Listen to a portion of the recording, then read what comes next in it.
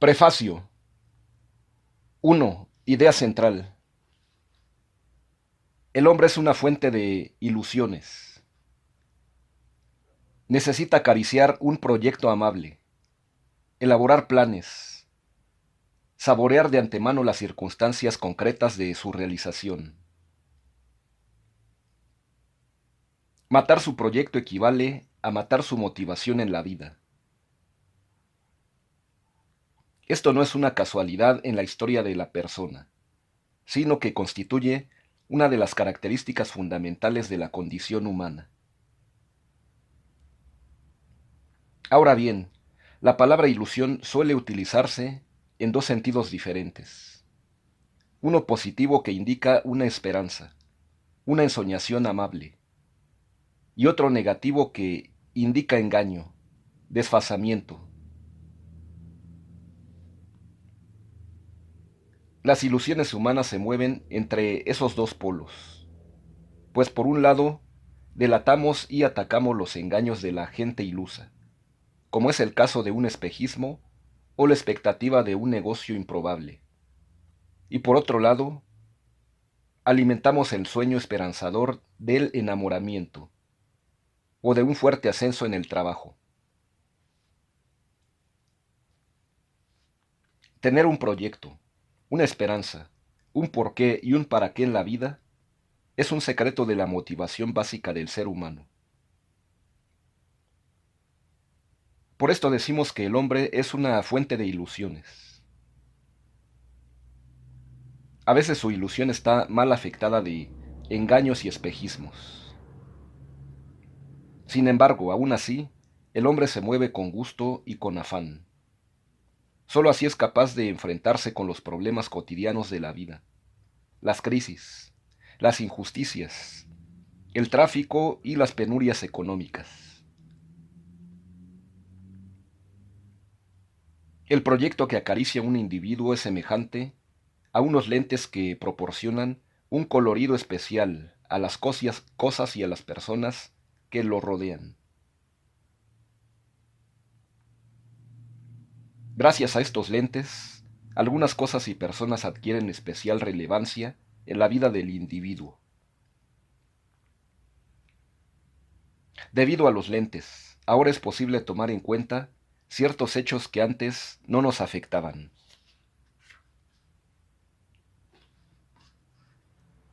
Según sean estos lentes, así será el modo como captamos y le damos sentido a los objetos que nos rodean. Los lentes constituyen el criterio, el tamiz por el que pasa toda percepción, la cosmovisión o filosofía que sustenta cada uno. Pero los lentes que utiliza una persona para apreciar, juzgar y tomar en cuenta sus circunstancias son muy diferentes. Varían notablemente de individuo a individuo. Hay lentes oscuros y pesimistas, pero también hay lentes de color rosa, que todo lo ven amable. En este libro vamos a estudiar varias cosmovisiones famosas en la historia de la filosofía. En términos de Kant, el hombre capta un fenómeno que siempre está compuesto de dos elementos. La materia es el dato externo que se recibe como energía en la facultad cognoscitiva. La forma es la estructura que aplica el sujeto sin darse cuenta de ello. Esta forma o estructura es precisamente el ente que hemos señalado más arriba. La psicología de la Gestalt llamó la atención, desde principios de este siglo, hacia este hecho innegable. Cada individuo capta las cosas con un cierto trasfondo, o Gestalt, que les da unidad, sentido y valor. Esta Gestalt es propia de cada sujeto.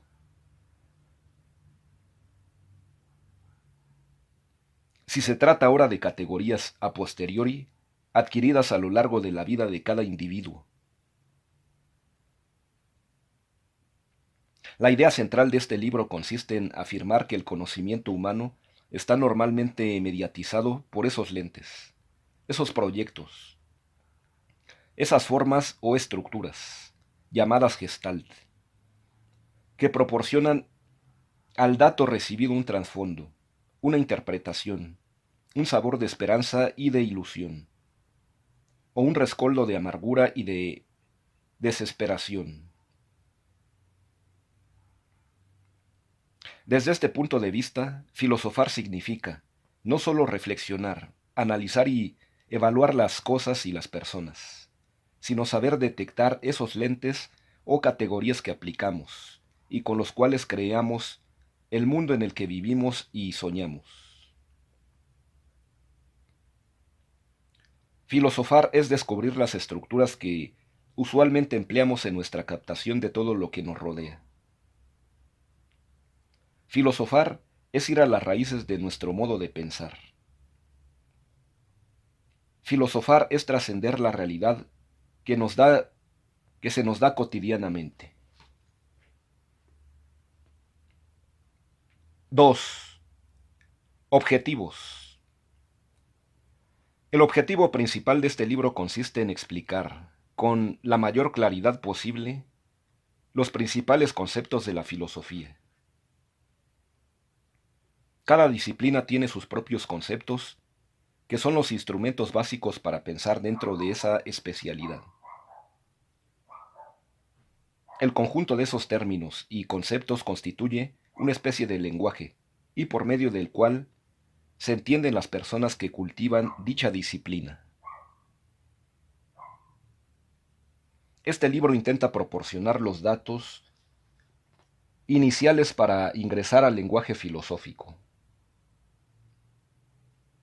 Por lo tanto, es un esfuerzo por expresar las ideas de los grandes autores en términos elementales, al alcance de todos. El lector puede acudir al glosario que se encuentra en las páginas finales. Allí se proporciona en orden alfabético una definición inicial de cerca de 200 términos básicos utilizados en filosofía. Este sería el modo más sencillo en la consulta de este libro. Pero también se podrían consultar dentro de una segunda modalidad en función de los problemas propios de la filosofía, tal como han sido desarrollados en forma sistemática según puede verse en el índice general.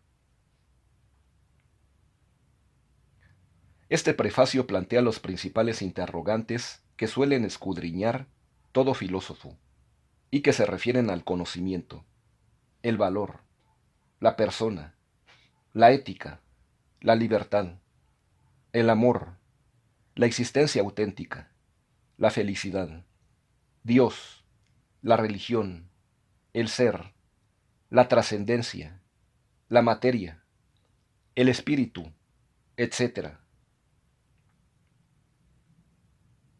El libro se propone, pues, explicar y analizar algunas pistas iniciales que se han utilizado para la solución de dichas conclusiones. 3. Planteamiento de problemas. Antes de proporcionar las respuestas que se han dado a los principales problemas filosóficos, conviene insistir en el planteamiento mismo de dichas cuestiones. El objetivo de estas páginas iniciales consiste en abrir interrogantes. Comprendido el problema, adquiere sentido e interés la revisión de las soluciones que han aportado los especialistas en el ramo. A. El problema de la esencia y la identidad del ser humano. Tarde o temprano, la gente se plantea una pregunta crucial en su vida. ¿Quién soy yo? ¿Cuál es mi identidad personal? ¿En qué consiste mi característica más propia como ser humano? ¿En qué reside la dignidad propia de la naturaleza humana? Desde hace más de 20 siglos, Aristóteles respondió diciendo que el hombre es un animal racional. En el extremo opuesto, Jean-Paul Sartre, en el siglo XX, ha insistido en que lo importante no es la esencia del hombre, sino su existencia, e insiste en la libertad como su principal característica. Entre estos dos polos, muchas respuestas se han dado a la pregunta acerca de lo propio del ser humano. En este libro revisaremos algunas de ellas. B. El problema de la existencia auténtica. En el siglo XX han tomado auge la antropología filosófica, cuyo tema central es el estudio de y un análisis de las características propias de todo ser humano. Cabe aquí la pregunta sobre la existencia auténtica del hombre.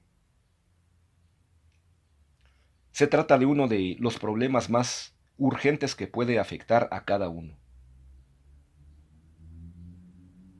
De su resolución depende la orientación general en las actitudes y en la conducta de la persona. ¿Es la libertad lo esencial en la vida humana?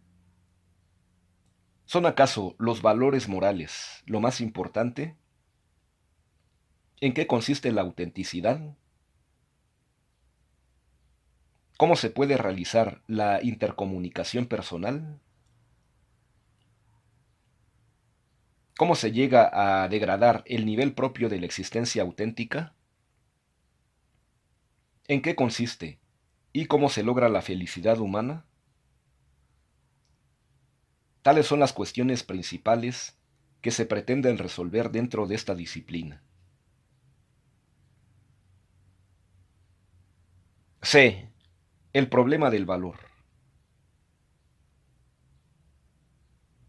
Con frecuencia la vida plantea interrogantes que requieren una cierta claridad en cuanto a las prioridades, las jerarquías y los principios que se van a aplicar en el momento de decidir.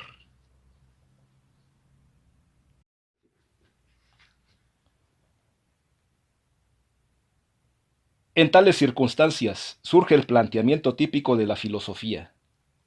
¿Qué es el valor? ¿Cómo conocemos el valor? ¿Los valores son relativos y cambian con la época y las culturas? ¿Es posible alcanzar un cierto nivel de objetividad en nuestra apreciación de los valores? En este libro vamos a revisar algunas ideas acerca de la esencia y el conocimiento del valor, especialmente aplicadas a la bondad de la conducta humana, que es el tema propio de la ética. Dicha rama filosófica se plantea las siguientes cuestiones. ¿En qué consiste la bondad y la maldad de los actos humanos? ¿Se puede justificar la obligatoriedad de ciertas normas? ¿Por qué sucede con tanta frecuencia el fenómeno paradójico del individuo que juzga con acto como bueno y sin embargo escoge lo malo? ¿Existen leyes verdaderamente universales que atañen a todo individuo? Se llama axiología el tratado filosófico que se encarga del estudio de la esencia y el conocimiento de los valores. La ética es la rama filosófica encargada de estudiar la conducta humana en su aspecto de bondad o maldad. La estética filosófica trata de la esencia y los fundamentos del arte y la belleza. D. El problema de la libertad. La gente se queja con frecuencia por su falta de libertad. Sobreviene entonces la oportunidad para una reflexión acerca de la esencia de la virtud. ¿Qué es propiamente la libertad? ¿Cuáles son las limitaciones normales de la libertad humana? ¿Cómo es posible que haya libertad si aceptamos la existencia de leyes físicas biológicas y sociales que afectan a la conducta humana? ¿Existen grados de libertad? Por otro lado, existe el fenómeno del miedo a la libertad. No faltan individuos que, consciente o inconscientemente, huyen de las situaciones que les proporcionarían un mayor grado de libertad.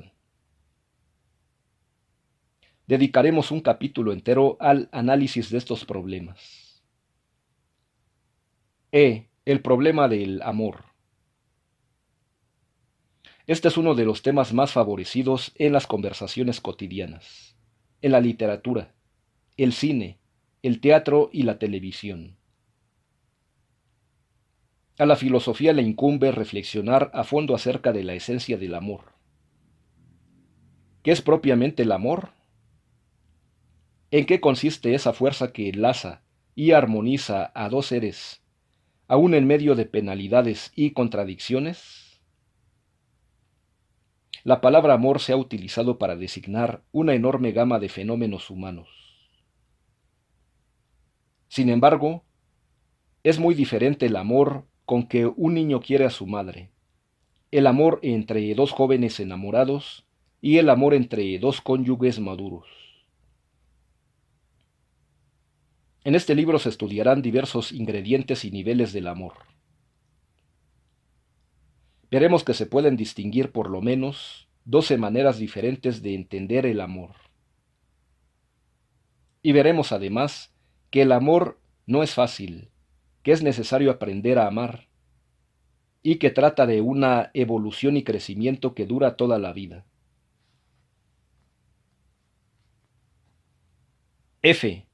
El problema de la verdad. Las discusiones que sostienen un individuo pretenden defender la verdad. En ocasiones solo quieren afirmar la propia verdad, aceptando que el interlocutor también tiene derecho a defender su propia verdad. Cuando dos personas no llegan a un acuerdo, finalmente se preguntan, ¿qué es, pues, la verdad? ¿Qué es lo propio de una tesis para que pueda ser calificada como verdadera? ¿Nuestras facultades cognitivas están en condiciones para alcanzar efectivamente la verdad? El escepticismo considera que es imposible alcanzar la verdad. Veremos con detalle las diversas posturas que se han levantado alrededor de esta temática. Se llama crítica o teoría del conocimiento a la rama filosófica que trata el problema de la verdad. Por otro lado, la lógica establece las reglas del raciocinio correcto y de todo pensamiento congruente consigo mismo. El problema de la ciencia. Actualmente la ciencia goza de un prestigio envidiable. Tal parece que se trata de un conocimiento superior, el único verdaderamente confiable. La pregunta es, pues, ¿en qué reside la esencia de un conocimiento científico? ¿Por qué ha sucedido que, a pesar de todo, las ciencias han modificado algunas de sus tesis? ¿Cómo es posible que existan diversas corrientes dentro de una misma disciplina científica? ¿Puede el hombre aspirar a un conocimiento objetivo, universal y absolutamente válido? Últimamente se ha originado la epistemología como una disciplina que trata el problema de la fundamentación de la ciencia.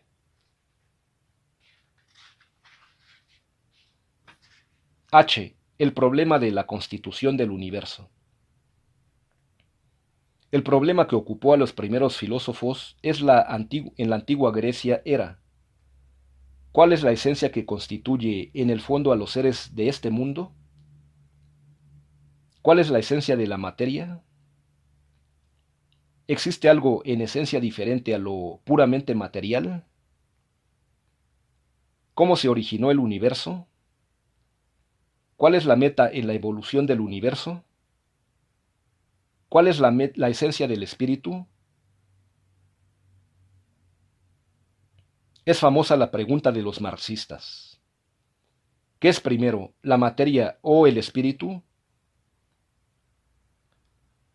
Tendremos oportunidad de revisar algunas soluciones que se han dado a estas cuestiones. La filosofía de la naturaleza se encarga de estudiar esta temática. Y el problema del ser. La pregunta acerca del ser se refiere a los estratos más profundos de la constitución de todas las cosas. La disciplina que se encarga de esta investigación ha recibido el nombre de metafísica. Se reconoce a Aristóteles como el autor del primer tratado que lleva este nombre. Sin embargo, la temática propia de la metafísica ha sido cultivada con anterioridad en la filosofía oriental. En la actualidad, la metafísica es la disciplina filosófica más incomprendida por la gente en general. En ocasiones se la ha confundido con una rama esotérica. Esotérico quiere decir oculto, es decir, temática que no se expone públicamente, sino que se dirige solo a unos cuantos iniciados.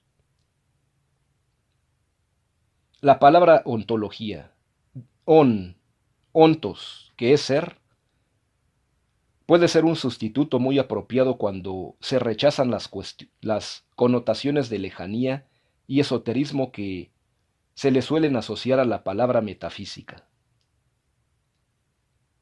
J. El problema del absoluto. Estamos frente a la cuestión culminante de la filosofía. Los seres del universo. ¿Son todos perecederos? ¿Existe algo absoluto que trascienda a todas las cosas? ¿Existe un creador del universo? ¿Es posible mantener una relación con un ser trascendente?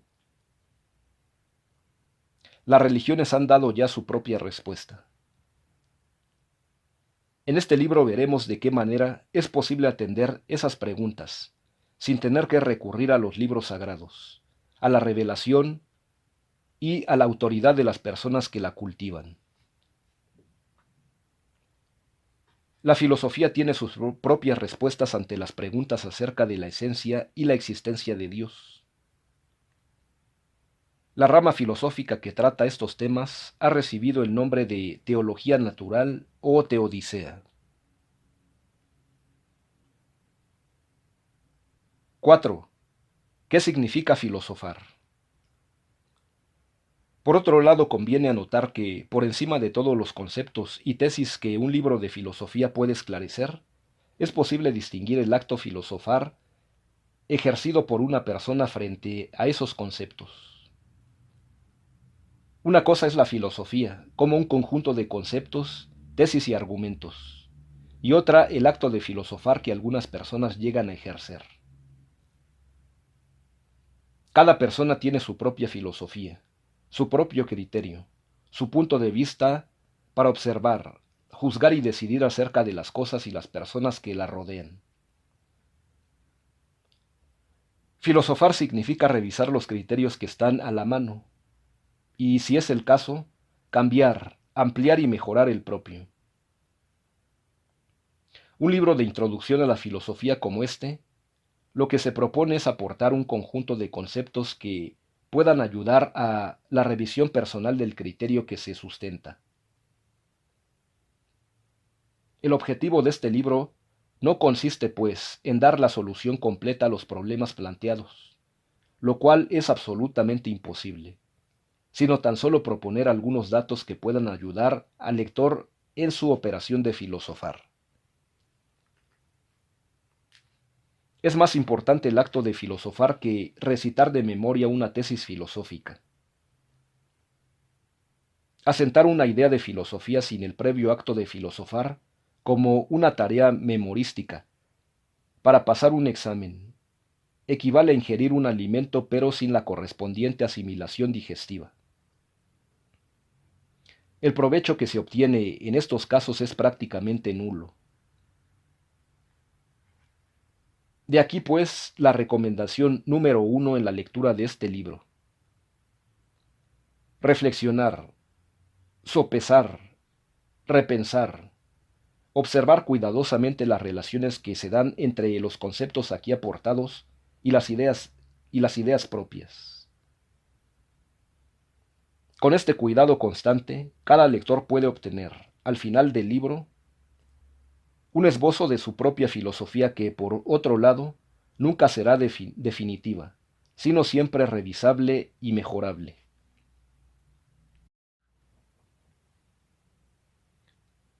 5. El orden de los capítulos. El libro se divide en 4 grandes partes o problemas filosóficos, que a su vez se subdividen en un total de 15 capítulos. Los 4 temas fundamentales que se tratan son filosofía, el conocimiento, el ser humano y el ser. La primera parte, referente al tema de la filosofía, se trata de 2 capítulos.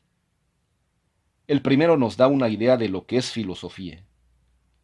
Revisaremos varias maneras de entender esta disciplina. El capítulo 2 nos describe varias cosmovisiones famosas.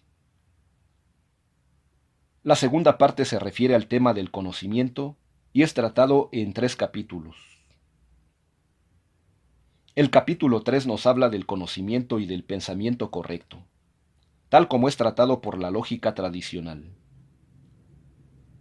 El capítulo 4 nos explica el tema de la verdad y el problema crítico.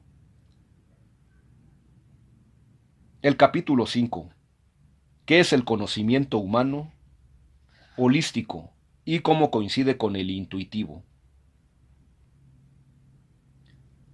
Allí mismo se explica tanto la experiencia trascendental y la meditación profunda, como las principales aplicaciones prácticas de este tipo de conocimiento.